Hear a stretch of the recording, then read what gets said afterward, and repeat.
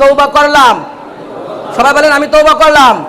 আর কখনো কোন বাতিলের সাথে জীবন থাকতে বাতিলকে সমর্থন করব না, করব না, করব না। রাজি আছেন না সবাই ইনশাআল্লাহ?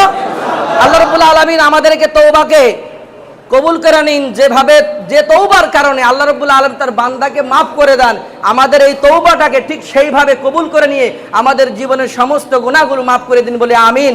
এবং আগামী দিনে যেন আমরা এই ঈমানকে কাজে লাগিয়ে আমাদের সামনের দিনগুলো যেন আমরা ঈমান এবং আমলের পথে, কোরআন এবং সুন্নাহর পথে, রাসূলের দেখানো আদর্শ মোতাবেক পরিচালনা করতে পারি। সকলে বলছি আমিন।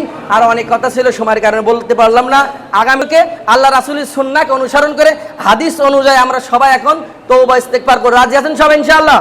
সবাই বলেন আস্তাগফিরুল্লাহ রাব্বি মিন কুল্লি যামবি ওয়া আতুবু ইলাইহি লা হাওলা ওয়ালা কুওয়াতা ইল্লা বিল্লাহিল আলিয়্যিল আযীম।